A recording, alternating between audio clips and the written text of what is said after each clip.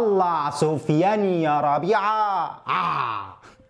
ألف مبروك يا بيه. ولا شايف حد قدامي في أفريقيا ولا آسيا يا بيه، ولا أوقيانوسيا دي اللي ما نعرفهاش فين. الأهلي بطل أفريقيا وآسيا وأوقيانوسيا. الأهلي بطل نصف العالم، بطل أبطال أفريقيا وآسيا، وسيبك من أوقيانوسيا. أنا مش شايف حد قدامي يا بيه في القارتين دول يا بيه. هو ده الأهلي، ولا آسيا ولا أفريقيا ولا بنعتمد الأسامي دي أساسا يا بيه.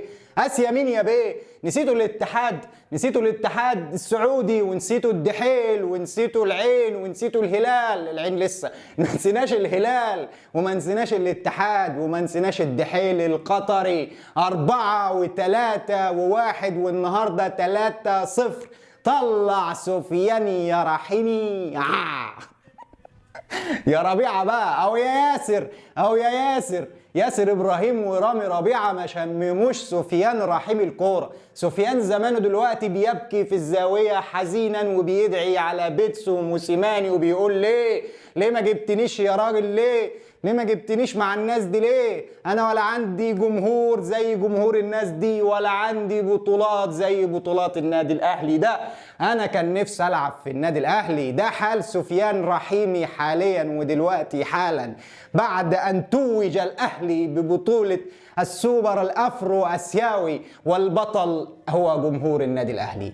النهارده مارسيل كولر بعد المباراه قال لك اللي ساعدنا كتير ان احنا نفوز بالمباراه دي هو جمهور النادي الاهلي، اللي ملى الاستاد وكان بيشجع طول المباراه، وكان هو اللاعب رقم 1 وساعدنا ان احنا نكسب. النهارده شفنا منظر عالمي اسطوري لجمهور النادي الاهلي وهو بيشجع ومالي الاستاد، والاستاد كله كان متزين باللون الاحمر. صراحه كانت حاجه تفرح وجمهور يفرح واداء ولاعيبه رجاله، والنهارده مكسب يفرح فعلا. دي الفرحه للنادي الاهلي وللشعب المصري. الشعب المصري اللي بيفرح، او الجمهور الاهلي عشان محدش يزعل، اللي مشرفنا دايما في كل بطولات ومناسبات الكبيره اللي بيلعب فيها الاهلي باسم مصر. الاهلي بيلعب باسم مصر وباسم العرب، فهو كبير العرب اليوم اللي هيلعب في بطولة الانتر كونتيننتال. ممثل العرب الوحيد هو النادي الاهلي كما عودنا يظهر في المناسبات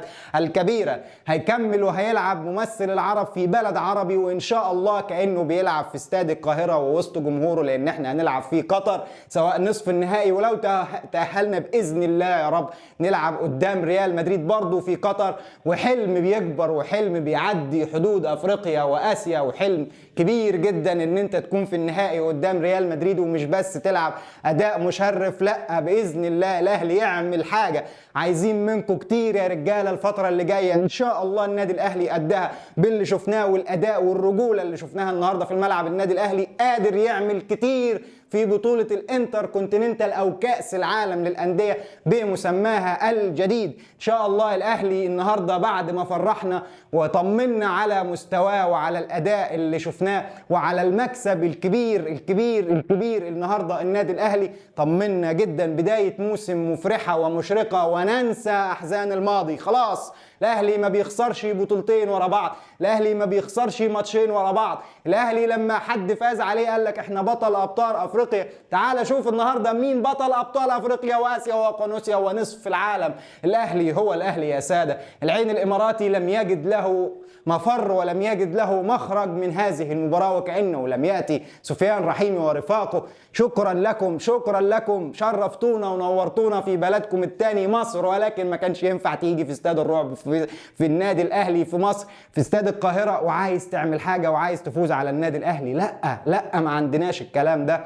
الاهلي بدأ الموسم بداية صعبة، ولكن كما بدأ الموسم الماضي تلك البداية الصعبة لما خسرنا السوبر قدام اتحاد العاصمة، الاهلي رجع واخد كل البطولات اللي تواجد فيها على مدار الموسم بالكامل. وان شاء الله الموسم ده هيكون نفس الشكل ونفس الطريقة لو كمل الاهلي بنفس الروح والعزيمة والاصرار والاداء والجمال والحلاوة اللي شفناها النهاردة. ان شاء الله بداية مفرحة ومشرقة.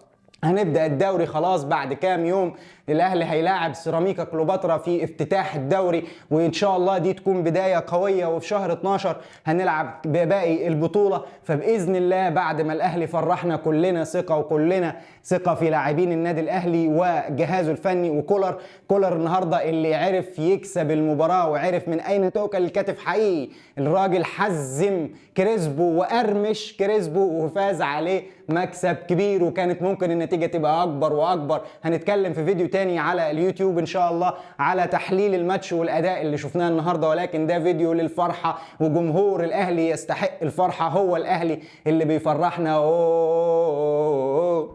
عمري ما احب غير الاهلي، ولا في غيره يفرحني. ألف ألف ألف مبروك. شكرا شكرا للأهلي، وشكرا لجهازه الفني، وشكرا لمجلس الإدارة، وشكرا للجمهور اللي حضر النهاردة في الاستاد وكان هو اللاعب رقم 1 ورقم 2 ورقم 10.